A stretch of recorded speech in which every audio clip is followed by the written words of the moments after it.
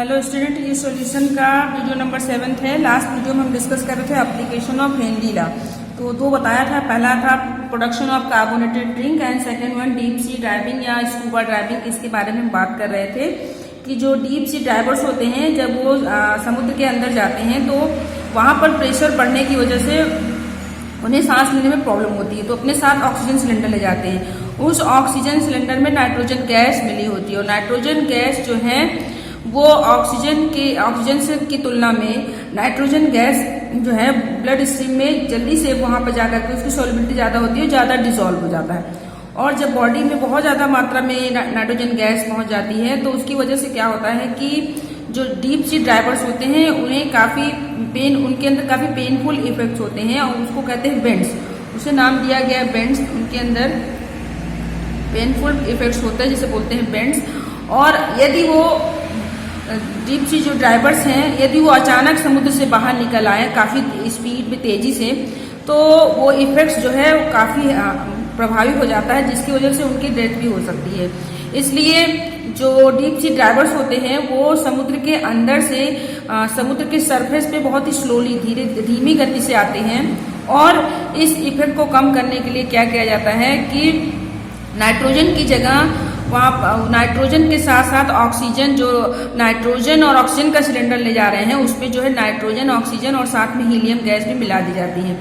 क्योंकि जो helium gas होती है उसकी सॉल्युबिलिटी बहुत ही कम, उसकी सॉल्युबिलिटी नाइट्रोजन की तुलना में कम होती है और चूँकि बहुत ही ये इनकी साइज बहुत छोटी होती है, इस वजह से ये जो है पेनफुल इफेक्ट या बेंड्स बॉडी में नहीं बना पाते हैं और इस तरह की कोई प्रॉब्लम डीप सी ड्राइवर्स को नहीं हो पाती है। तो इस प्रॉब्लम को कंप्रेस करने के लिए, इस प्रॉब्लम को कम करने के लिए जो है हीलियम गैस का यूज किया जाता है। और ये डीप सी ड्राइवर्स को ये पता रहता है कि ऐसी कोई प्रॉब्लम ना हो, इस वजह से वो समुद्र की सतह पर बहुत ही धीमी गति से आते हैं, तो इस प्रॉब्लम को दूर किया जाता है। ये है हेनरी लॉ की application. And the next heading है limitation of Henry law. Henry law का लिमिटेशन क्या है देख लेंगे।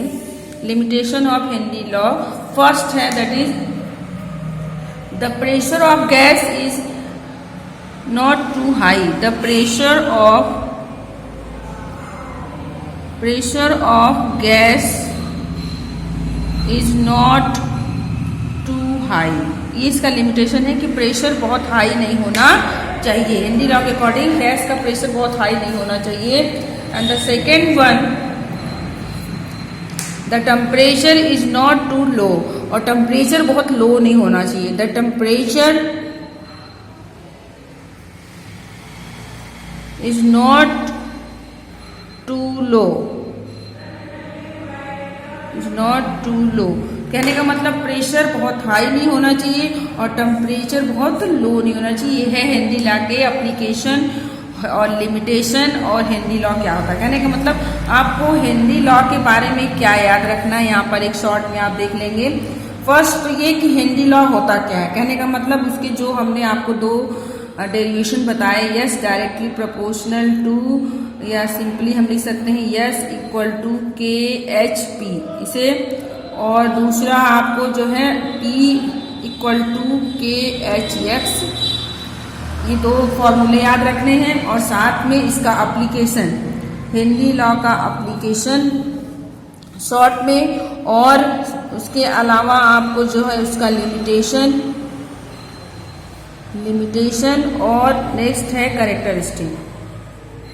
क्योंकि हेनरी लॉ के बारे में पूछा जाता है कि what is Henry law and its application. Henry law क्या होता है, इसका एप्लीकेशन क्या है, या लिमिटेशन, कैरेक्टरिस्टिक।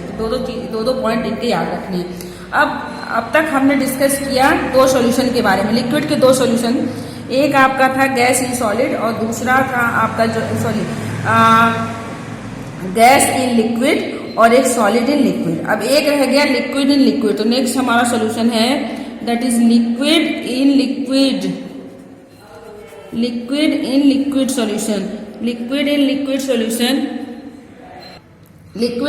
solution। इसको हमको डिस्कस करना है।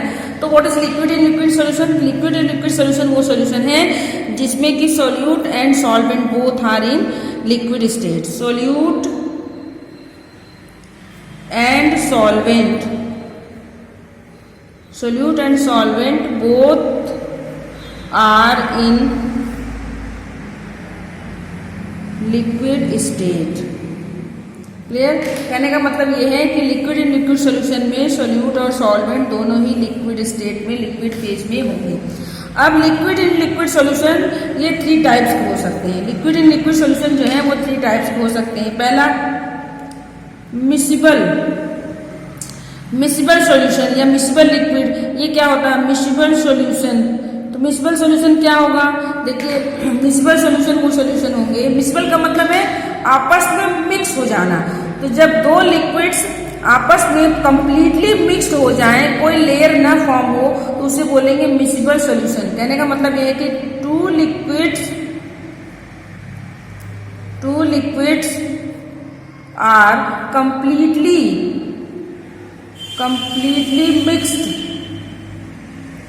mixed into each other. 2 liquids are completely mixed into solution without forming any boundary, बिना किसी बाउंड्री के फॉर्म किए जब दोनों लिक्विड आपस में मिल जाएं, दोनों लिक्विड कंप्लीटली, 2 लिक्विड कहने का मतलब सोल्यूट और सॉल्वेंट दोनों आपस में इस तरीके से मिल जाएं कि दोनों को सॉल्वेंट में सोल्यूट घोलने के बाद सोल्यूट को उससे अलग ना किया जा सके या सोल्यूट उसमें अलग दिखाई ना पड़े, तो उस तरह के लिक्विड को हम क्या कहते हैं? Miscible liquid. मिसिबल का मतलब है आपस में कंप्लीटली मिक्स हो जाएं। जैसे एग्जाम्पल के तौर पे है आपका NaCl in H2O। कहने का मतलब यह है कि जब नमक को पानी में घोलते हैं, तो जब नमक पानी में घुल जाता है तो घुलने के बाद सॉल्यूशन हमें एक जैसा दिखाई देता है, क्योंकि नमक के जो पार्टिकल्स होते हैं वो कंप्लीटली उसमें डिसॉल्व हो जाते हैं, कंप्लीटली उसमें मिक्स हो जाते हैं। ऐसा नहीं है कि सोल्यूट एक लेयर बना ले और सोल्यूट अलग दिखाई दे और सॉल्वेंट अलग दिखाई दे। अब जैसे हमने कहा नमक को पानी में घोला, यदि हम पानी में ऑयल डाल दें, वाटर में ऑयल डाल दें, पानी में यदि हम तेल मिलाते हैं, तो आप देखेंगे कि ये तेल भी आपका लिक्विड है और पानी भी आपका लिक्विड है। लेकिन जब पानी में तेल डालते हैं तो घुलता नहीं है, तेल जो है वो पानी की सतह पर आपको दिखाई देगा और उनके बीच में एक लेयर, एक बाउंड्री बन जाती है। तो वो किस तरह का लिक्विड हुआ? Immiscible liquid. तो आप देख रहे हैं कि यदि हम पानी में नमक घोले या चीनी घोलते हैं तो पूर्ण रूप से मिक्स हो जाता है, तो उसे मिसिबल सॉल्यूशन कहते हैं। लेकिन यदि दोनों लिक्विड आपस में घुलते नहीं है, बाउंड्री बना देते हैं, तो उसे हम क्या कहते हैं? इमिसिबल लिक्विड या इमिसिबल सॉल्यूशन। तो इमिसिबल सॉल्यूशन कैसा दिखाई देगा? सिंपल सा है कि इमिसिबल जो है वो आपके कैसे होंगे? वो आपस में कंप्लीटली मिक्स्ड नहीं होंगे। जैसे कि एग्जाम्पल के तौर पे आप देख सकते हैं ऑयल इन वाटर, तेल को पानी में डाला जाए तो 2 liquids are not completely mixed, 2 liquids are not completely mixed, ये आपस में पूर्ण रूप से मिक्स्ड नहीं होते, आर नॉट कंप्लीटली मिक्स्ड, ये आपस में मिक्स नहीं होते हैं और इनके बीच में बाउंड्री बनती है, एक लेयर फॉर्म हो जाता है। तो जो लिक्विड आपस में घुल के एक फेज बना ले उसे क्या कहेंगे? मिसिबल। और जब 2 लिक्विड आपस में पूर्ण रूप से डिसॉल्व नहीं होते हैं उसे इमिसिबल। ऐसे भी लिक्विड हो सकते हैं जो कि पार्शियली मिसिबल हों। कहने का मतलब पूर्ण रूप से ना तो मिक्स होते हैं और ना ही पूर्ण रूप से जो है वो अलग अलग होते हैं। तो इन दोनों का बीच का जो होगा उसे बोलेंगे partially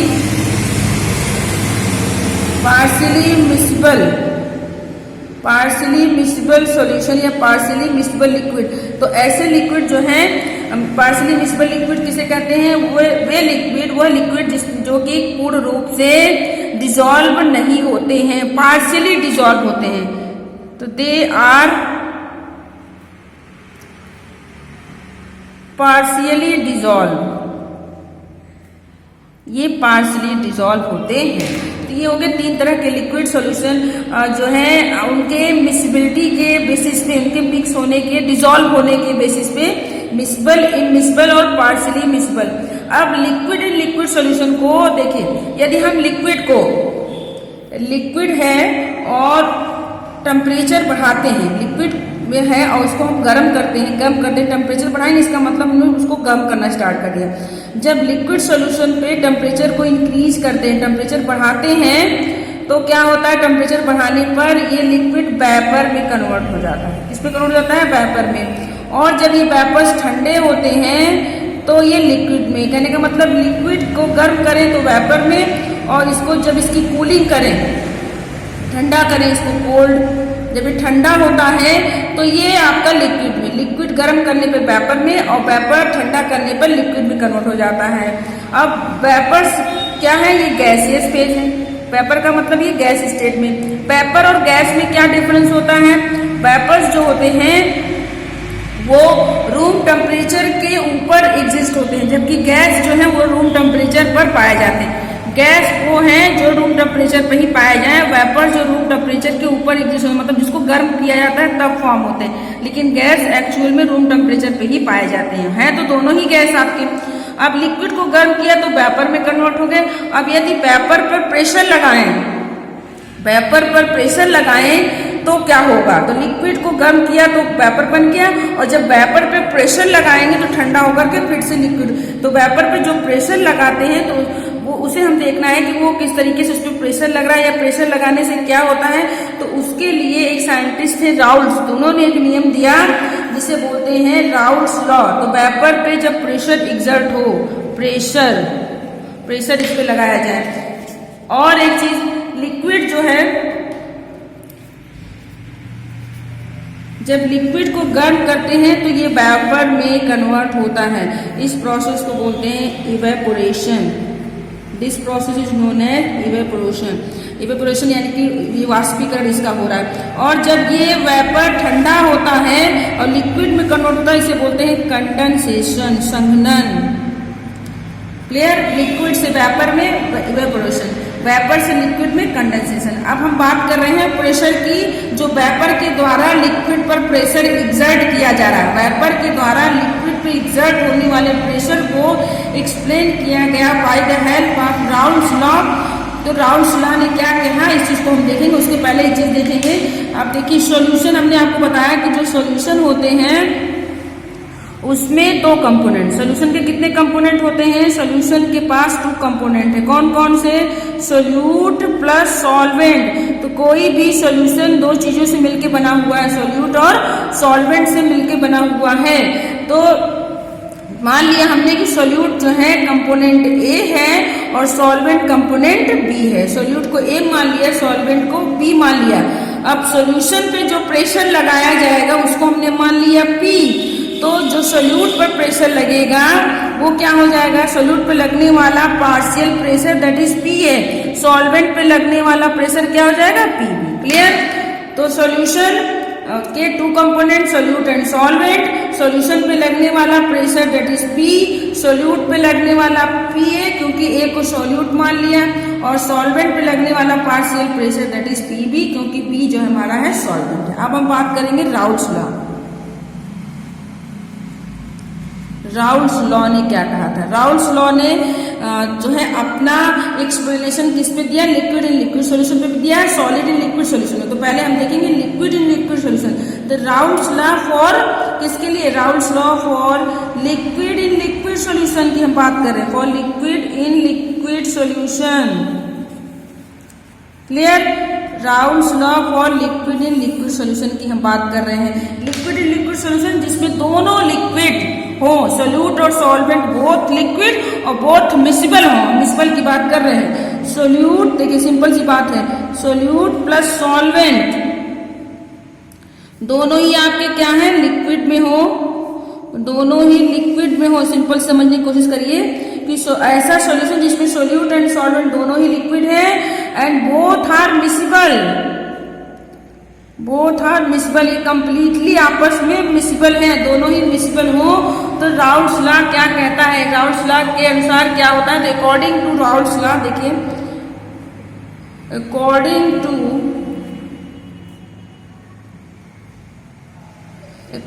to Raoult's law the vapor pressure of a solution, the vapor pressure of a solution is directly proportional to the mole fraction of solution. Clear? तो राउल्स लॉ क्या कहता है, देखिए याद रखेंगे।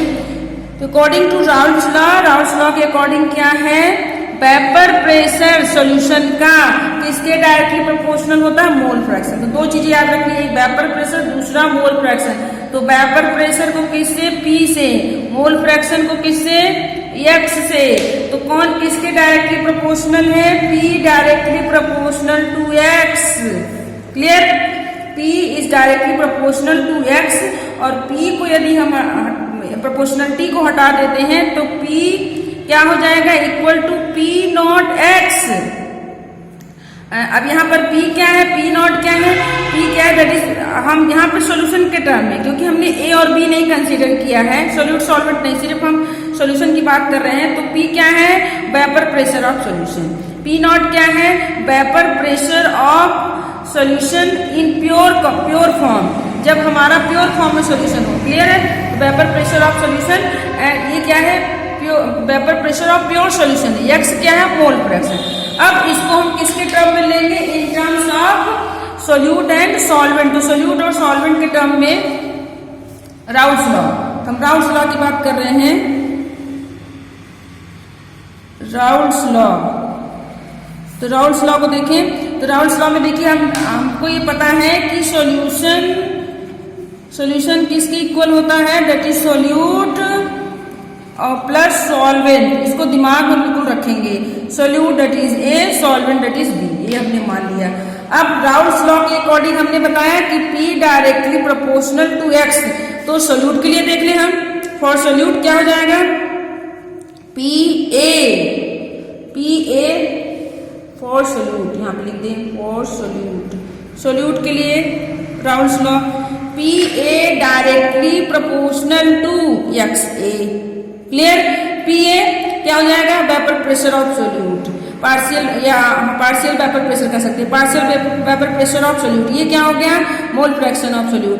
तो PA is equal to P naught AXA, ये हो गया, that is for solute. Raoult's law के अकॉर्डिंग फॉर सोल्यूट, तो PA लिख लेंगे, दैट इज पार्शियल प्रेशर या पार्शियल वेपर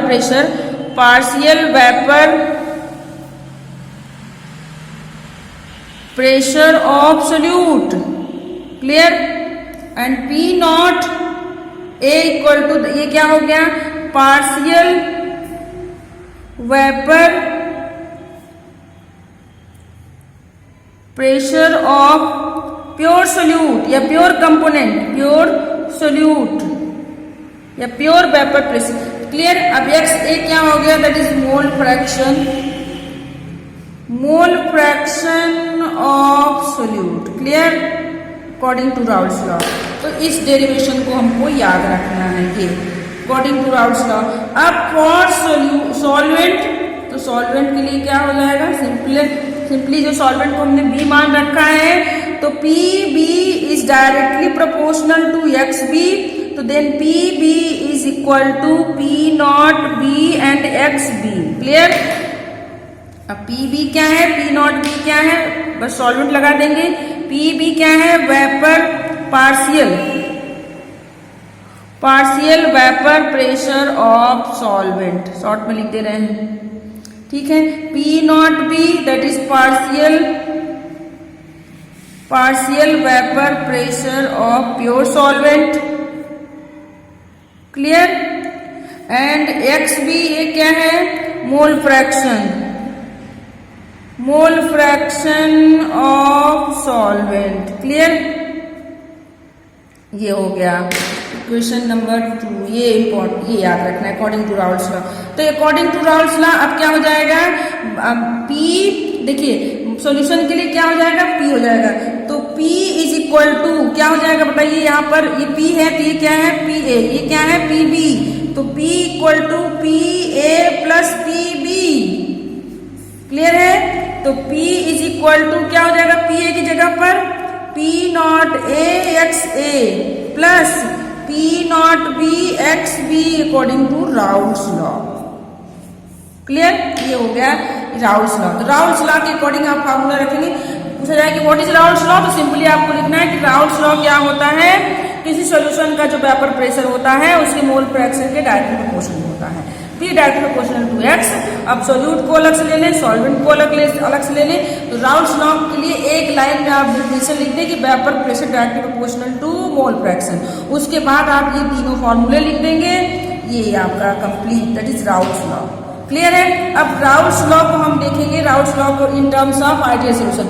राउल्स लॉ के बेसिस पे सॉल्यूशन टू टाइप्स के हो जाते हैं, एक आइडियल सॉल्यूशन और एक नॉन आइडियल सॉल्यूशन। तो on the basis of Raoult's law, on the basis of Raoult's law, solution are of two type। Two type के सॉल्यूशन हो गए। क्लियर? सॉल्यूशन कितने टाइप्स के हो गए, टू टाइप्स के सॉल्यूशन हो गए। On the basis of Raoult's law solution are of two types. ये कौन कौन से दो टाइप्स है? पहला आइडियल सॉल्यूशन, फर्स्ट है आपका ideal solution and the second one non ideal solution.